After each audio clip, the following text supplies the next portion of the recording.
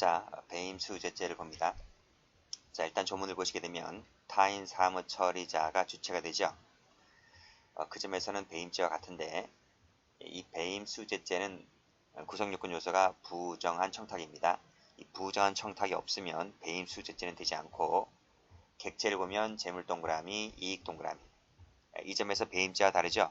배임죄는 순수한 이익죄인데 배임수재죄는 객체가 재물도 포함된다. 그리고 조문을 보면 취득이 나와 있죠. 취득하게 했을 때 성립합니다. 그런데 조문을 보면 뭐가 없죠? 재산상 손해 발생이 없어요. 재산상 손해 발생이 요건이 아니다. 자, 그 점에서 배임죄와 다릅니다. 사망을 보시게 되면 몰수한다, 추징한다는 조항이 있네요. 그래서 필요적 몰수, 추징 조항이 있다. 근데 뒤에 나오는 배임 증제죄 같은 경우에는 이 몰수 조항이 없어요. 자, 성격 보시면 뇌물죄에 상응한다 했습니다. 뇌물죄는 공무원이 받는 거잖아요. 근데 배임수재죄는 공무원이 받는 것이 아니고 타인 사무처리자가 받는 거예요. 자, 됐고 주체 봅니다. 타인 사무처리자다 했어요. 자, 판례 보시게 되면 주체는 타인 사무처리자라야 한다. 그치? 그러한 신분을 갖지 않는 자는 주체가 될 수가 없다. 그런데 되는 수가 있죠. 이 타인의 사무를 처리하는 자가 신분범이고 신분 갖지 않는 자가 비신분범인데 가공 동그라미 치시면 33조 형법 제33조 본문에 따라서 그때는 주체가 가능하다. 자세한 것은 총론 가서 말씀드리고요. 자, 밑에 보시면 배임죄와는 달리 재산상 사무에 국한하지 않습니다. 국한하지 않는다. 범위가 더 넓어요. 따라서 사무처리를 업으로 할 필요도 없고, 그런데 배임죄는 우리 앞에서 판례 봤죠? 배임죄는 재산상 사무에 국한했죠. 자, 방송국 PD, 점포 임대관리업자, 병원 의사, 대학 교수, 은행장 등이 주체가 될 수 있고, 자, 판례 보시게 되면 타인 사무처리자라 하는 것은 권한이 존재할 필요가 없죠. 그쵸? 권한설이 아니에요. 포괄적일 것도 요하지 않고 그 발생 근거는 법률행위, 법률의 규정, 관습, 사무관리도 포함됩니다. 자, 이 점은 배임죄하고 똑같네요. 그쵸? 이 점은 같은데 다른 점이 있다면 재산상 사무에 국한하지 않는다는 것, 그것보다 범위가 넓다는 점. 자, 됐습니다. 다음 페이지.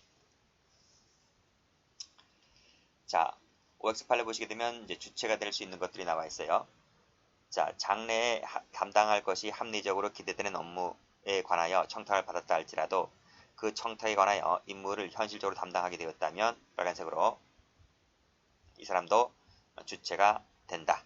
판례입니다. 자, 가요 담당 PD 동그라미, 예능 담당 PD 동그라미 전부 다 주체가 돼요. 이사 동그라미 마찬가지고 업무과장 동그라미 이 사람들도 주체가 될 수가 있다. 그래서 이런 돈을 받고 부탁을 받고 돈을 받게 되면 배임수재죄가 됩니다. 이 지점 운영하는 자도 마찬가지입니다. 그 다음 시도 화물자동차 운송협회 지역협회의 이 대표자라는 사람 동그라미 이 사람들도 부정한 청탁을 받고 돈을 받으면 죄가 되는 거예요. 자, 다음 자, 되지 않는 사람 볼게요.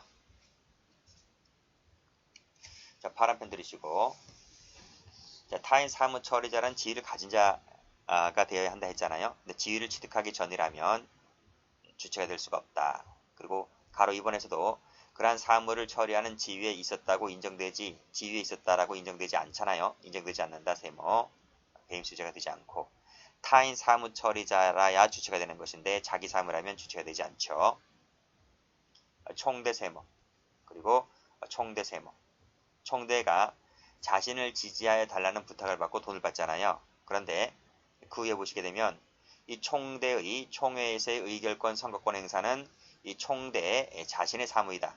그래서 총대가 지지해달라는 부탁을 받고 돈을 받게 되면 배임수재가 될 수가 없다는 거예요. 두 가지 판례 전부 다 총대이기 때문에 총대를 묶을게요. 객체 말씀드렸고 행위, 임무에 관하여 임무 관련성이 있어야 된다. 뇌물죄도 마찬가지죠. 뇌물죄가 되려면 임무 관련성이 있어야 되잖아요. 본래 사무라든지 그와 밀접한 관계에 놓인 것도 포함된다. 사립학교 교장이 교복 판매점 지정행위 돈 받고 지정하게 되면 배임수재가 될 수가 있겠고요. 대학 교수가 교재 채택 업무와 관련해서 돈 받으면 배임 수재가 되는 거예요. 자, 다음 판례 보시면 본래 동그라미, 밀접 동그라미, 고유 동그라미, 보조 동그라미 모두 포함된다. 자, 밑에 판례 현장 조직 간부가 회사 측으로부터 부정한 청탁을 받고 그 다음에 두 차례 걸쳐서 5천만 원 받았다라고 했을 때 배임 수재가 되는 판례인데 뭐 어려운 거 아닙니다. 자, 밑에 판례. 자, 사무총장 밑줄 그시고 편입학 업무를 담당하지 아니한 자 밑줄 그시고 연구부장 밑줄 그시고 파란색으로 사무총장이 광고권자 선정과 관련하여 돈을 받게 되었을 때 배임 수재가 될 수 있을 것 같아 보이죠? 안 됩니다. 사무총장과 광고권자 선정 업무와는 임무 관련성이 없다고 봐요. 자, 편입학 업무를 담당하지 아니한 자가 편입학과 관련해서 돈벌이를 받게 되면 역시 임무 관련성이 없기 때문에 조회가 되지 않고, 전입학 관련했을 때 이것은 연구부장이 하는 일이 아니다. 그치? 이것은 교장이 하는 일이기 때문에 교장이 받았으면 죄가 될 수가 있지만 연구부장은 편입학 관련해서 결정권이 없기 때문에 연구부장이 이런 일을 했다 할지라도 배임 수재가 되지를 않습니다. 자, 다른 대학교 교수네요. 다른 대학교 교수다. 그치? 타 대학 원생들에 대한 논문 지도 심사 업무가 다른 대학교 교수인 피고인의 업무라고 할 수 없으므로 부정한 청탁을 받고 돈을 받았다 할지라도 배임 수재가 될 수는 없다는 판례입니다. 자, 다음 페이지. 자, 2번 부정한 청탁. 자, 의 보시게 되면 자, 부정한 청탁이라고 하는 것은 사회상규와 신의 측에 반할 정도이면 되는 거예요. 이것은 명시적, 묵시적, 불문한다. 끊고, 그러나 그 청탁은 어느 정도 구체성을 띄어야 되고 특정성이 띄어야 된다. 예측하세요. 막연히 편의를 봐달라, 최대한 선처를 바란다 라고 하는 것은 구체적이고 특성성이 없기 때문에 죄가 되지 않는다는 것인데 뒤에 판례 나올 겁니다. 자, 그 다음 정도는 됐고 판례보죠. 자, 배임 수재죄는 이 임무이행위가 요건이 아니에요. 그 다음에 손해를 가는 것도 요건이 아니고요. 그 점에서 배임죄하고 다릅니다. 법조문에서 보았듯이 반드시 부정한 청탁이 구성요건 요소이기 때문에 부정한 청탁이 들어와야 돼요. 이것이 없으면 죄가 안 돼요. 그리고 이 부정한 청탁이라고 하는 것은 반드시 업무상 배임까지는 이를 필요가 없다. 왜? 이것이 요건이 아니기 때문에 그래요. 부정한 청탁이라고 하는 것은 사회상규나 신의 측에 반할 정도이면 된다는 거예요. 그리고 이것은 반드시 명시일 필요도 없다. 즉 명시적, 묵시적 불문이다는 거예요. 이 판례 별표. 자, 부정한 청탁이라 보았던 판례 봅니다. 우선적 추천 동그라미, 우선적 추천 동그라미, 특정 출판사 교재를 채택해달라 동그라미, 특정 학원 강사만을 채용하고 교재를 채택해달라 동그라미. 돈 받으면 죄가 되는 거죠. 본고에 송고하지 말아달라는 부탁을 받고 그 묵인 사례조로 돈을 받은 거 죄가 됩니다. 밑줄 그을게요. 이건 밑줄 그시고 동그라미 치면 되네요. 자, 그 다음 판례 6번을 보시면 위장 대출을 묵인 선처해달라 동그라미, 업무 추진비 명목 동그라미, 부킹 대행업자의 청탁에 따라서 판매했다라고 했을 때 배임 수재가 된다는 판례이고요. 대폭 감액해달라 동그라미, 그 다음 회수 불능이 예상되는데 거액의 대출을 원활하게 해달라 동그라미, 계약의 상대방 동그라미, KOC 위원으로 선임을 해달라 동그라미. 전부 다 뭐예요? 부정한 청탁이에요. 당연히 돈 받은 거 나오기 때문에 배임 수재가 되는 겁니다. 하자 밑줄 그시고 묵인해달라 동그라미, 그 다음 위약을 많이 사먹도록 해달라 동그라미. 전부 다 부정한 청탁이라고 봅니다. 그 다음 자, 이 15번 체크해보세요. 15번에 비교되는 판례가 뒤에 나올 겁니다. 지속적으로 납품해달라는 얘기를 하면서 그 대가로 명절 선물 동그라미, 골프 접대라는 향을 받았을 때 이것은 배임 수재가 된다라고 봤습니다. 자, 다음 4살을 가지고 진행을 하고 있음에도 불구하고 그치? 보험금을 빨리 타도록 해달라 동그라미. 자, 민원을 회사에 보고하지 않고 묵인해달라, 조합의 입장에서 배려해달라, 두 줄을 동그라미. 부정한 청탁이라고 봤습니다. 원만히 조속히 타결될 수 있도록 해달라는 취지로 돈 준 거 부정한 청탁이라고 봤습니다. 부정적인 기사는 자제해달라. 그 다음 매각 업무에 관한 이 정보를 제공해달라. 이런 것들을 전부 다 뭐예요? 부정한 청탁이라고 봤어요. 자, 그러나 파란 펜 들어보세요. 계약관계를 유지시켜 기존 권리 확보하기 위한 것 차원에서 단순히 계약관계만 유지해주세요. 범위 내에서 최대한의 선처 이런 거 부정한 청탁이 아니라고 봤습니다. 역시 마찬가지로 범위 내에서 최대한의 선처 아니고요. 적법하고 정상적인 처리 범위에 속한데요. 정법하고 정상적이다 세모 이것들은 다 주가 안 됩니다. 그리고 시행업체와 양해하에서 행한 것도 부정 청탁이라 볼 수가 없다고 봤고요. 다음 자 유류 부정 처분 대금을 나누어 준 것이 단지 환심을 사두기 위해서 발각되었더라도 누설하지 않게끔 하기 위한 것이었다면 역시 이것도 죄가 되지 않는다고 봤고요. 주식 가치를 높게 평가해 달라 만으로는 죄가 되지 않는다는 거예요. 자, 요 6번이 바로 앞에 판례랑 비교되는 겁니다. 똑같죠? 지속적 납부는 똑같아요. 그런데 돈을 어떤 명목으로 줬습니까? 연구부의 명목에 돈을 주었다면 파란색으로 그때는 부정한 청탁이라고 볼 수가 없다는 거예요. 그러니까 어떤 명목에 돈을 줬는가를 잘 보시면 됩니다.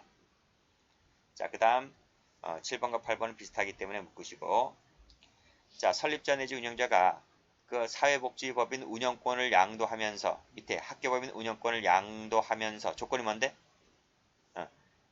나를 당신 회사의 임원으로 선임을 해달라. 밑에도 나를 당신 측의 학교법인 임원으로 선임해달라 라고 하는 것은 부정한 청탁이라고 볼 수가 없다는 겁니다. 흔히들 이렇게 많이 하죠. 인사합병 될 때. 그래서 이런 것들도 죄가 되지 않는다고 봤고 시험에 나온 적도 한 번 있네요. 자, 세 번째. 재물이나 재산상의 취득이네요. 취득. 이 취득이라고 하는 것은 부정한 청탁과 관련을 맺고 있을 때 그렇다. 그리고 이 취득은 1번 체크하시고 수뢰죄하고는 달리 현실적으로 취득을 해야만 됩니다. 요구 약속만으로는 되지 않는다는 것이 판례예요. 수뢰죄는 요구, 약속 이 모든 것이 수뢰죄로 처벌하거든요. 그러나 배임수재죄는 현실적 취득만을 처벌한다. 관련성을 맺고 있어야 됩니다. 관련 없이 했다면 죄가 되지 않고 사전 사후 동시를 불문한다. 그리고 현실적 담당은 필요가 없다. 이렇게 다 판례입니다. 자, 다음 페이지. 자, 타인의 업무를 처리하는 자에게 공유한 금품에 대한 부정한 청탁의 대가를 띠는 성질이 있고 그 외의 행위에 대한 성질이 있어요. 이 대가와 그 대가가 아닌 것이 불가분적으로 결합이 되어 있을 때에는 그때는 전부 동그라미. 이 전부가 대가성 성질을 띈다. 이 판례는 뒤에 뇌물죄의 판례의 경우에도 똑같이 나올 겁니다. 전부가 대가성을 띈다. 받으시고 그 다음 타인 사무처리자가 증제자로부터 돈에 입금된 계좌에 통장을 갖고 있거나 카드를 갖고 있어요. 카드를 갖고 있다면 마지막으로 예금된 돈 동그라미를 취득했다라고 보아야 한다는 거죠. 그래서 기수 처리한다는 겁니다. 자, 다음 타인 사무처리자가 배임수재죄는 타인 사무를 처리하는 자가 취득했을 때 이 배임수재가 될 수 있는 거예요. 근데 이 취득한 자가 누구다? 빨간색으로 사자, 대리인, 생활비를 받는 자, 그 다음에 채무를 부담하는 자가 받았다면 이 동그라미 친 사람이 위에 타인 사무를 처리하는 자와 동일시 될 수 있는 사람이에요. 동일시 될 수 있는 사람. 이 사람과 직접 받은 것과 똑같이 평가가 될 수 있는 사람이라면 위죄가 성립을 한다. 위죄가 뭐예요? 위죄라고 하는 것은 배임수재죄가 된다. 자, 노트 볼게요. 자, 노트를 보시면 자, 조문 보세요. 타인의 사물을 처리하는 자가 취득했다 그랬잖아요. 그쵸? 취득했다. 그치? 근데 이 타인 사물 처리자가 원칙적 취득을 해야 되는 거예요. 따라서 이 제3자가 취득을 했을 때에는 배임수재가 될 수가 없다는 것이 원칙이었었는데 이 노트는 여러분이 갖고 있는 이 노트는 이 조문이 357조 조문이 개정되기 전에 출간된 책이에요. 그래서 이 문장도 지금 개정되기 전에 문장이고 근데 이 형법이 2016년도인가 개정됐어요. 개정돼서 16년, 17년도 개정이 됐는데 요 제3자 취득이 들어왔어요. 법조문에. 그래서 법조문에 들어왔기 때문에 제3자 취득은 원칙적으로도 배임 수재가 된다. 이렇게 보셔야 돼요. 됐습니까? 이렇게 X를 동그라미로 바꾸세요. 바꾸시고 원칙 지우시고 예외 지우시면 돼요. 제3자 취득한 것도 배임 수재가 되고요. 그 다음 여기 방금 읽었던 가족, 사자, 대리인, 채권자, 생활비 수령자가 받은 것은 이 타인 사무처리자가 받은 것과 동일시가 될 수 있기 때문에 이것도 배임 수재로 된다. 여러분 체계에서 노트에서 수정되어야 할 것은 이 원칙에 있는 X를 동그라미로 바꾸시면 돼요. 됐어요? 자, 볼게요. 자, 갑이라는 사람이 타인 사무처리자예요. 이 을이 갑에게 부자한 형탁을 하면서 돈을 좀 주려고 하니까 갑이란 사람이 돈 나한테 주지 말래요. 저기 병이란 제3자가 있는데 이 제3자한테 돈을 갖다 주래요. 내가 당신 뜻이 무슨 뜻인지 알겠으니까 당신이 요구하는 대로 내가 해줄 테니까 나에게 주지 말고 병이란 사람에게 갖다 주래요. 그래서 이 을이 병에게 돈을 준 거예요. 그럼 병이 누구냐? 병이 갑의 사자, 몸종, 대리인 또는 채권자 또는 갑으로부터 생활비를 받는 그 부모님 있지, 부모님. 그런 사람들. 뭐 그런 사람들이 이라고 한다면 이것은 결국 내가 받은 것과 동일시를 짓자. 내가 받은 것이나 이 제3자가 받은 것이나 쌤 아닙니까? 쌤이기 때문에 이 제3자가 이런 사람들이었다면 결국 갑도 뭐가 된다? 배임수재로 처벌된다. 이런 말이야. 아시겠지? 다시 교재 와보세요. 교재가 바로 이 판례죠. 타인 사무처리자가 받았을 때 배임수재가 되는 것인데 그 제3자에게 주었다 했을 때 그 다른 사람에게 주었다 했을 때 그 다른 사람이 누구다? 그 다른 사람이 사자, 대리인, 생활비, 수령자, 채무부담자, 내가 받은 것과 똑같이 평가가 될 수 있는 사람들이라면 이 사람이 받으나 내가 받으나 쌤 아니겠습니까? 그래서 이것은 배임수재로 처리될 수가 있다. 이런 말이에요. 그런데 지금 형법이 개정되어서 제3자 취득죄가 들어왔기 때문에 이 판례의 의미는 감퇴된다 하는 거예요.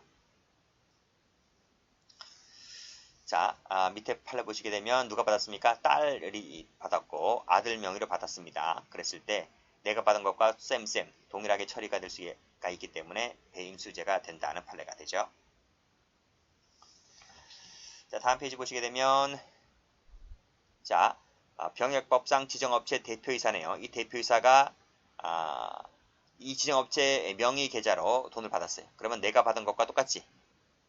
이 지정업체 회사의 명의로 받으나 그 회사의 대표이사가 난데 내가 받으나 쌤 아니겠습니까? 그래서 역시 배임수재가 된다.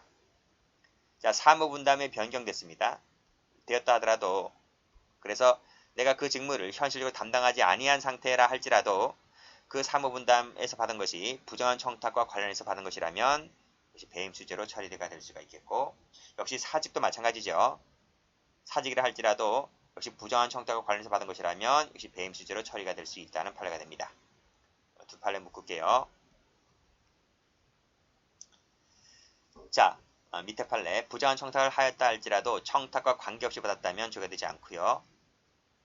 그리고 타인 사무 처리자가 받는 거야. 타인 사무를 처리하는 자가 취득했을 때 배임 수재가 되는 것입니다. 그런데 여기 요 타인 이 처리자가 받아야 배임 수재가 되는 것이에요. 근데 요 타인이 받았을 때는 배임 수재가 되질 않아요. 그게 바로 이 조합 이사장이지. 이 조합 이사장이 누굽니까? 조합 이사장이 이퀄 타인 사무 처리하는 자가 되지. 근데 돈을 3천을 받았는데 그 3천을 누구를 위해서 썼습니까? 여기 조합 운영비를 썼다는 거지. 이 조합 운영비 할 때 이 조합이 누굽니까? 조합이 여기서 말하는 타인이지. 타인이기 때문에 그것은 배임 수재가 될 수가 없다는 판례입니다. 이 제3자 취득하고 틀려요. 제3자 취득하고 틀리다고요. 여기서 말하는 타인은 제3자가 아니에요. 손해발생 여부. 조문에서 보았듯이 이 빨간색으로 취득을 해야지만 기수가 돼요. 빨간색입니다.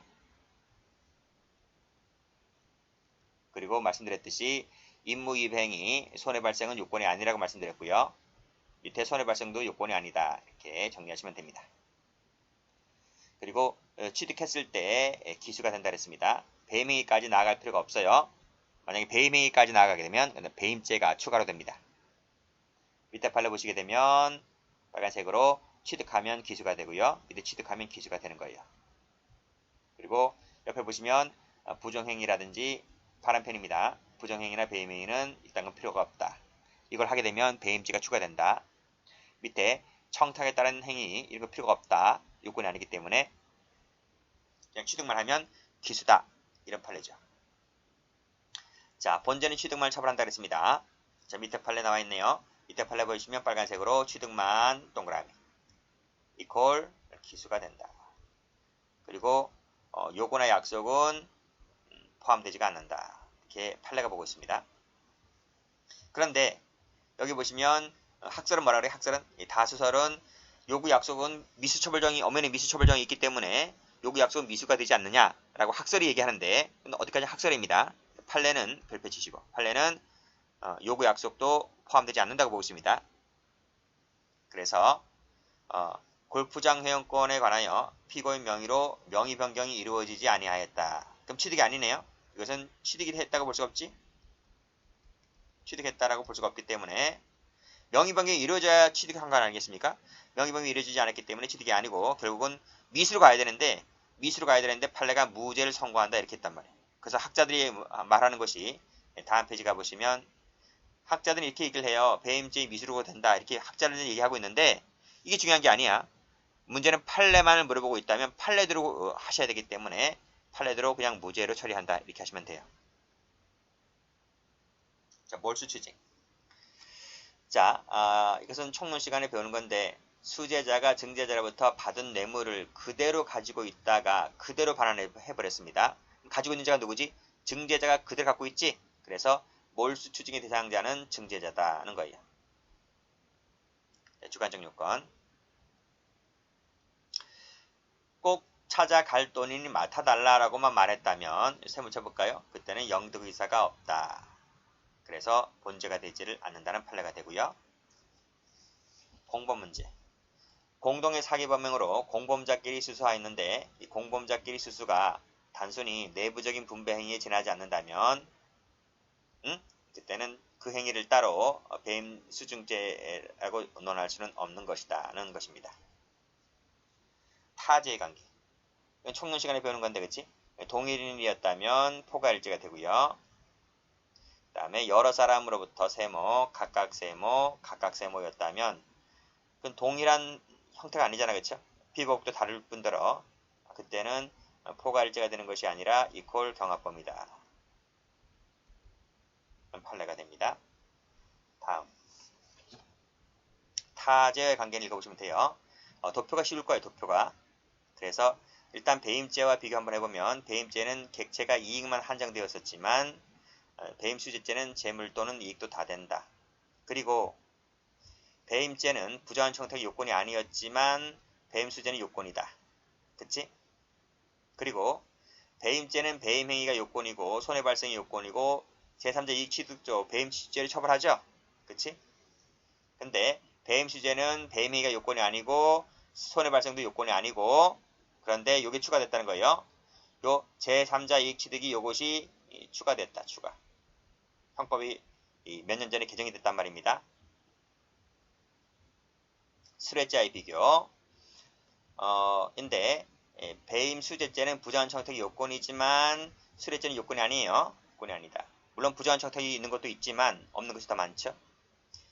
그 배임 수재는 취득이 기수이지만 수뢰죄는 수수, 요구, 약속 모두 다 기수입니다.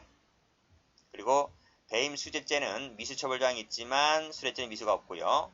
둘 다 필요적으로 몰수 추징하고요. 주체 다르지? 민간인은 배임수재, 공무원은 수뢰. 밑에 판례 배임수재와 배임죄는 위 도표에서 보았듯이 엄연히 다르죠. 그래서 별개다, 별개. 이렇게 보시면 되겠네요. 자, 배임 증지를 갑니다. 객체는 똑같아요. 재물하고 이익 똑같고요. 앞에는 받은 자 처벌하는 것이고 여기는 준 자를 처벌하죠. 둘은 필요적 공범이죠. 이게 나왔네. 빨간색으로 필요적 공범이다. 공범이라 했어. 공범. 공범이라고 하는 것은 뭐라 그랬어요? 아직 안 배웠지? 총론 시간에 배웁니다. 구성요건 플러스 위법성 요것만 갖추면 공범이 돼요. 이 두 가지만 갖춰주면 공범이 된다. 책임은 같이 할 필요가 없다 그랬습니다. 그래서 같이 처벌받을 필요는 없는 거지. 그래서 누구에게는 정당한 업무가 되고 누구에게는 부정한 업무가 될 수 있는 거예요. 그래서 정당한 업무는 죄가 되지 않겠지만 부정한 청탁은 죄가 될 수 있는 거죠. 그치?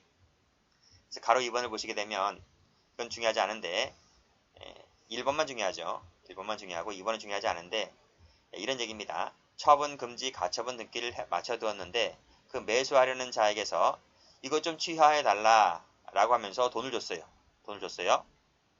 근데 이것은 매수하려는 자에게는 정당한 업무라는 정당한 업무. 그래서 이 매수하려는 자가 이렇게 가처분을 취하해 달라고 하면서 돈을 준 것은 정당한 업무에 속하는 것이기 때문에 배임 증제가 되지 않는다. 그러나 돈 받은 놈은 나쁜 놈이지. 그놈만 배임 수재로 처벌을 한다는 얘기입니다. 자, 주체는 제한이 없습니다. 그래서 이것은 신분범이라고 부르지 않아요. 나머지 읽어보시고 그 다음 4번을 보시게 되면 몰수 추징한다는 조항이 없지. 그래서 필요적 몰수 추징되지 않고 대신 총론 교재에 가면 48조에 의무적 몰수 추징 그 조항이 준용되는 겁니다. 그래서 여기서는 의무적이다 이렇게 받으시면 되겠네요. 자, 다음. 자, 돈은 누구한테 갖다 줘야 돼요? 타인 사무를 처리하는 자에게 갖다 줘야 돼요. 따라서 사무 처리가 아닌 자에게 갖다 주는 것은 파란색으로 세모 치시고 배임 수재가 되지를 않는다. 까지. 그쵸? 여기까지네요. 여기까지 일단 끊으시고요. 여기서 타인 사무 처리자라 하는 것은 똑같죠. 그 다음부터는 똑같아. 배임죄하고 재산관리나 재산보존 협력행위나 똑같이 라야 할 것이다. 또 배임죄에서 배웠듯이 단순히 채무를 부담하는 것만으로는 타인 업무라고 볼 수가 없다는 겁니다. 자, 빨간색을 뜨시고요. 특정 가수 노래만 방송해달라. 공천비리 동그라미 조사하지 말아달라. 유리하게 책정해달라. 공사 감독을 까다롭게 해주지 말라. 그치? 이런 것들이 전부 다 뭐예요? 부정한 청탁이 되는 거예요. 자, 그 다음. 자, 대학교 편입학 업무네요. 편입학 업무는 누구 업무라고요? 편입학에 관련된 업무는 그 대학교 총장이나 학장 업무라고요. 따라서 밑에 보면 이 상무이사가 돈을 받았는데 상무이사가 이 편입학에 대한 대가로서 상무이사가 돈을 받았습니다. 직무 관련성이 있었어요? 없지. 그치? 총장이나 학장이 받았다면 죄가 되지만 상무이사는 직무 관련성이 없기 때문에 이러한 돈을 받았다 할지라도 배임 증제가 되지는 않는다는 거예요. 자, 그 다음 배임 증제죄와 업무상 배임죄는 별개지. 별개다. 경합범이다. 이런 말입니다. 여기까지 합니다.